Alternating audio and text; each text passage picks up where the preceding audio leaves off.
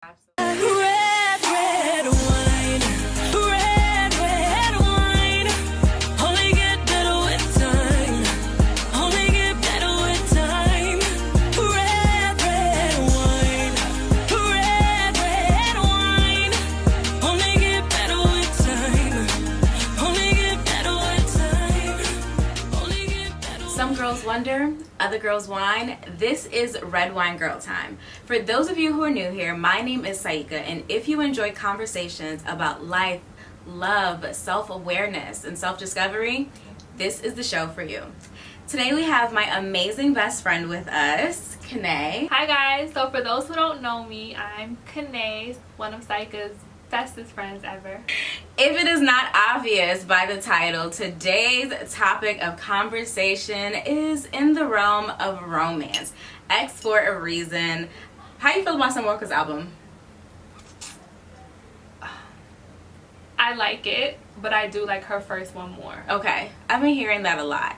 When I first heard X for a reason, it definitely had to grow on me, but I'm not gonna hold you. I like the message. So today we're gonna talk about X for a reason and really discuss that relationship dynamic between two people who are so familiar with each other and you just keep running back. So I think it's important to first identify what is a relationship. We live in an era where bonds are valued more than titles. But not having a title can keep you in an emotional chokehold, barring you from feeling entitled to reciprocity and respect. So, what is a relationship? A relationship is two people agreeing verbally, not okay. just energetically, that they are in a relationship, that you are my boyfriend or girlfriend, whatever you're into, that's what we are. Okay. It's not a vibe. What's understood doesn't have to be explained. That's not it. That's not, to me it doesn't count if it's not a verbal, yes, I'm your girlfriend, you're my boyfriend, whatever. A verbal, a clear, mutual agreement. Yeah, no assumptions. Because we like to assume. There's I'm gonna find it before I talk about it. So there was this post that actually really broke it down in a way that speaks to what I believe is how the dating process should go. So one of the things I would say is that I do not do the talking stage anymore. I'm in my about to be 30s, and what is talking? Talking to me is just very like, it's a juvenile way of like keeping you stuck, and I think that that's how situationships really come about. Yeah, to me talking is conversation. We spoke. That's it. That if you ask me, did I talk to someone or do I talk to someone? If we have conversation, yes, We spoke. we speak. But don't think that that's a relationship style. Right. And it's not us dating, us talking. It's literally the act of holding conversation. So it says talking. We've exchanged numbers, do things on a friendship level, and maybe even had sex. Testing the waters to see if it's a growing interest. No. Next stage is dating. We're spending time together doing various activities, movies, bowling, concerts, dinner, etc. as friends, and as friends is underlined, with a mutual interest in each other, but we are still allowed to talk to other people. I can agree with that. I think I don't the agree first with step the is as dating. friends part. All right, so what about the as friends part do you not agree with? Just because if it's someone that I am interested romantically, I wouldn't consider them a friend, because that's a completely different. We can be getting to know each other without becoming I think that sometimes when we hear the word friends, we're quick to jump into thinking that that just means platonic. But I feel like a friendship is the healthiest foundation for a relationship. So I wouldn't say it like in a platonic sense, like as friends, but it's kind of just like on the other end, you don't get to feel entitled right to me. Right. No, I definitely agree with the whole building the foundation part, but I just wouldn't say we're doing it as friends. Like, you're not my homeboy.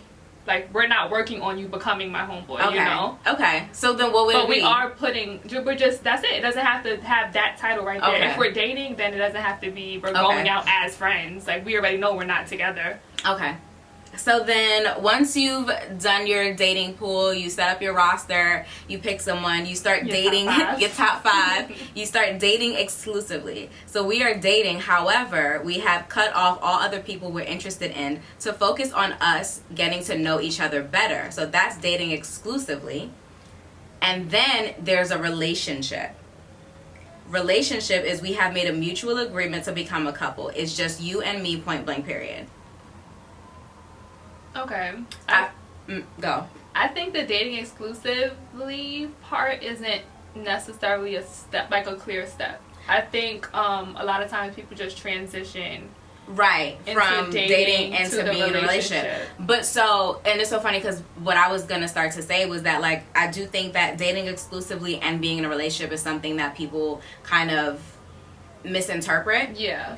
I do believe that they are two separate things. So to me, dating exclusively is now, let's see how it feels when we're focusing on just each other. Mm-hmm. Because sometimes you're wrapped up in this person, you're wrapped up in the hype, you've been talking to a bunch of people, dating a bunch of people, and now you decided to jump into a relationship, but we actually don't know, one, what kind of time you require or I require. Right. What level of attention is actually required when we're in an exclusive space. Because, like, now, I'm not getting attention from 3 to whatever, however many other men. I'm only getting attention from you. Yeah. So your idea of how much attention I need and my idea of how much attention or affection or how many dates I'm supposed to go on when I'm dating one person exclusively, we might not have the same idea of that. Right. You throw a title on it before you understand that what it is, it can get, like, a little bit, messy. Yeah. So I do think that dating exclusively is a good step to take before jumping into a relationship with someone. Yeah. And I think that, like, when you're dating exclusively, there's also a newer level of intimacy that becomes involved. Because, like, when I'm just dating, like, just, like, seeing multiple people, going out on different dates, I don't think that sex should be included in the equation. Mm-hmm. It's okay to go out on dates and not have sex. Mm-hmm. And I think that that's another reason why, like, a lot of people are, like, afraid to date, because there's this, like, unspoken expectation. Yes. And no, let's normalize going on dates, talking to people, getting to know them, learning them, and then deciding, you know what, actually, this doesn't work for me. Mm-hmm. You get into a relationship, the relationship is great, or it's not, and you guys end, and now you have an ex. Do you think that there are blurred lines when it comes to exes and ex relationships?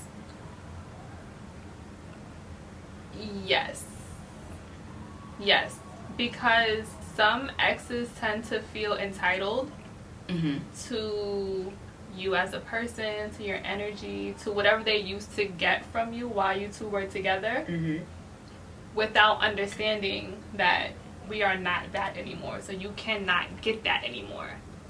You know, you don't get the benefits of me as a girlfriend if you're not my boyfriend. Like, that, I don't know how else to put it. Right, how else to put that. It's not rocket science, you know? Yeah. I think that comes from them still having, like, access to you, though.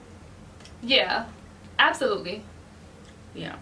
Because when someone has access to you and they've known you intimately, then, yeah, there is a sense of ownership. I'm guilty of it. Like, I felt like that's mine. We're clearly not done because we talk every day. Like, we're not done.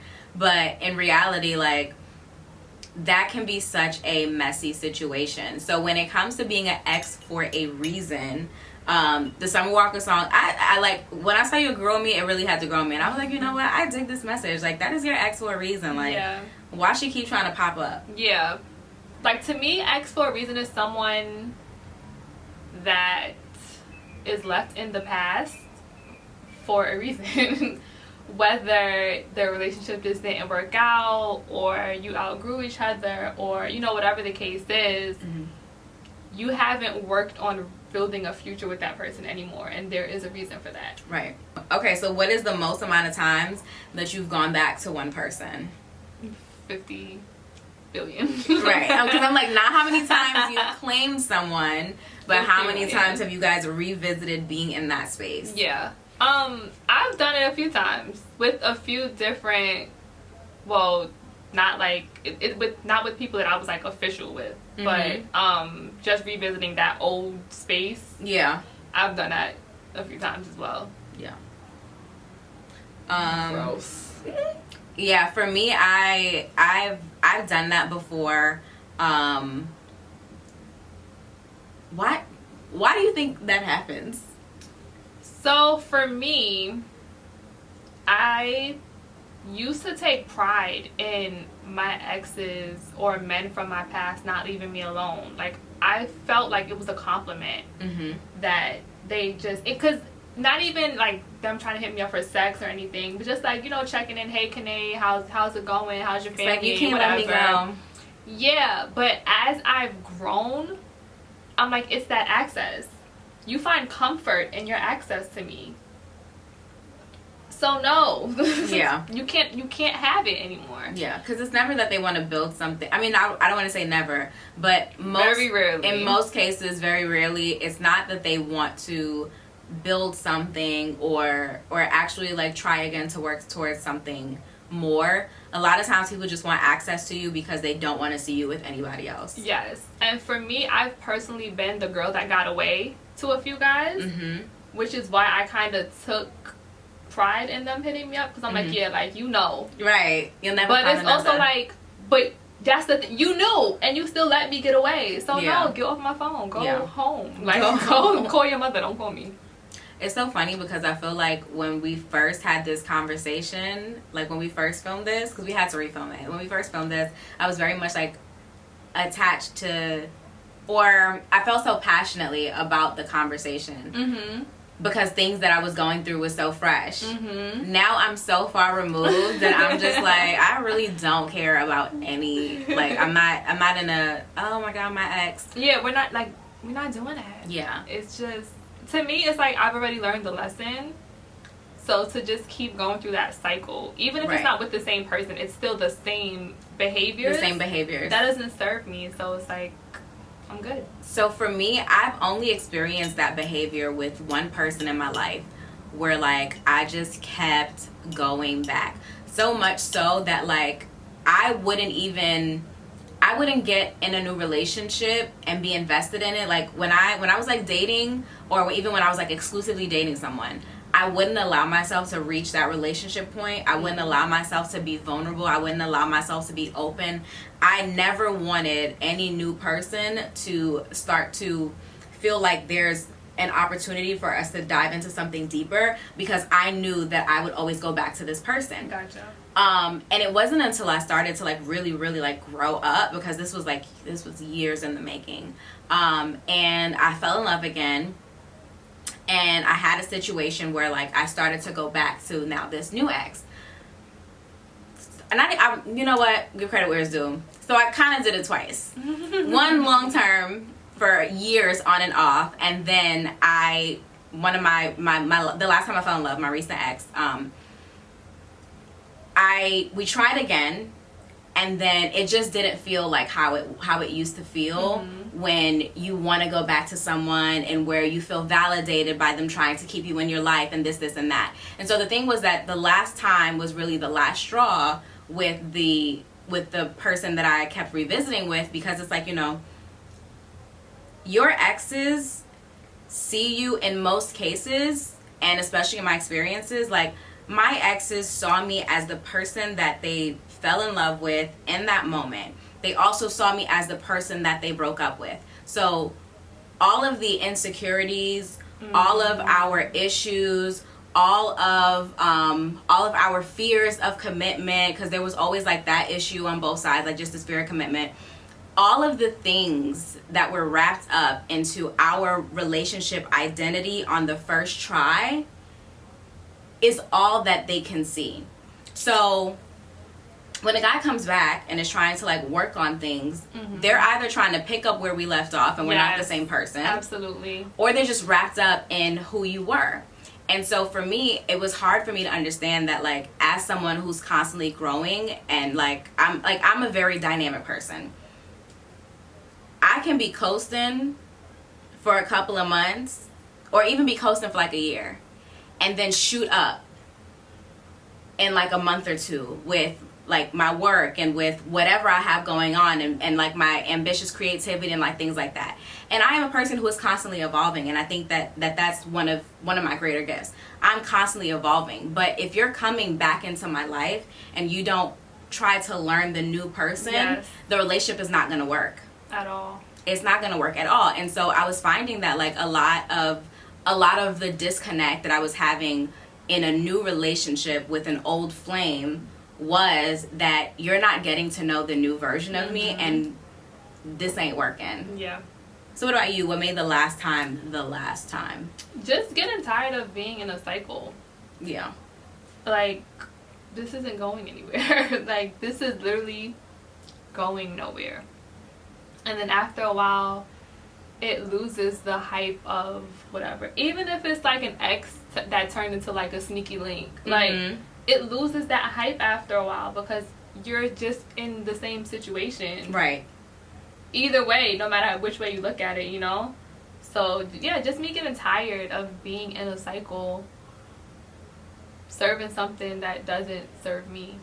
So do you have a breakup conversation after the breakup? Because like, how do you break up with your ex? Like, how, you know what I'm saying? Like there's relationship breakups, and then there's we keep revisiting this thing that's not working. Yeah, and it's just as easy as that. This isn't doing it for me. This, whatever this is, I'm good without it. Yeah. I'd rather try with someone new than not grow or learn with someone old. Right. That's fair. But sometimes, like, I feel like some of us have a fear of trying with someone new, and I think that's also why we revisit that ex space. I think so too, but at the same time, are you going to be afraid forever? Like, you know, yes. No. Maybe. You can't be afraid forever because you don't know what you're missing out on. Like, you can't be afraid to let go of something good because you might get something great in its place. That's true. I kept going back to my ex because it was a comfort thing. This person knew me. This person knew my weaknesses. You know, it's like it felt like home. Mm-hmm. But after going back 87 million times, and like, you know, it just gets tiring.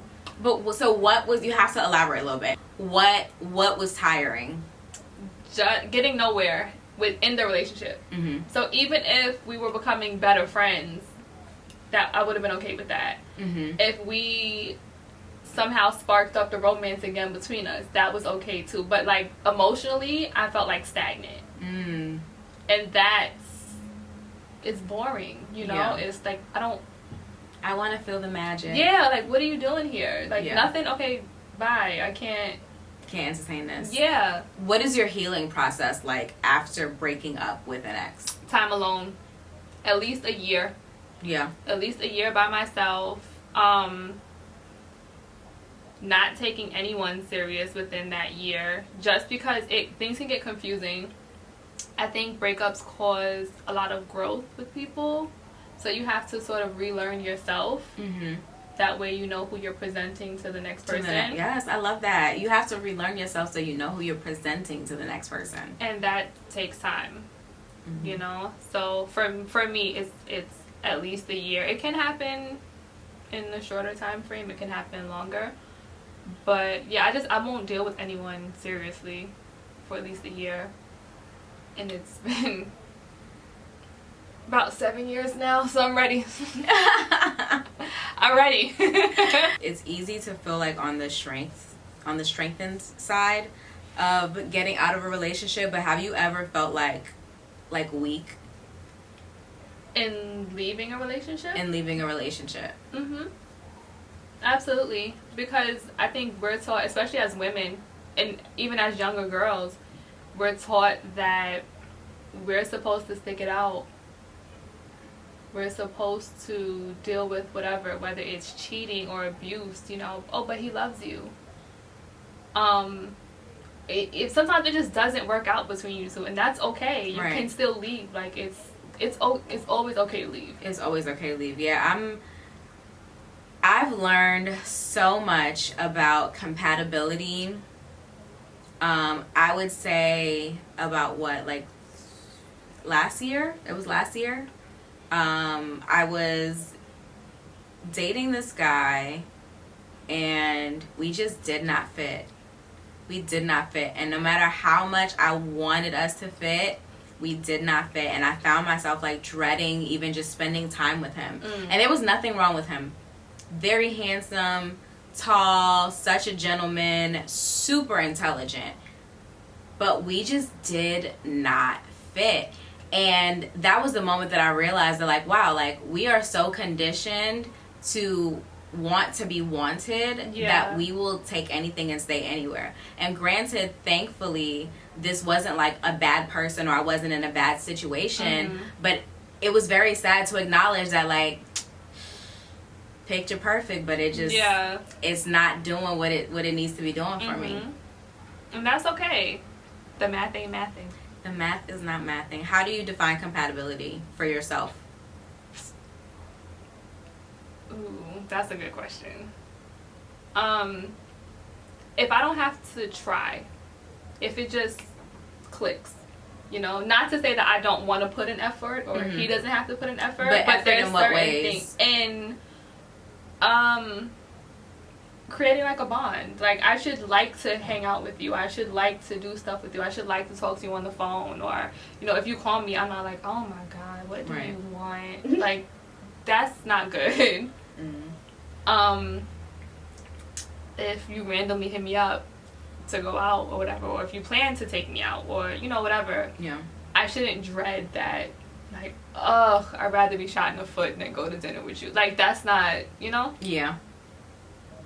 Have you ever been someone's ex for a reason?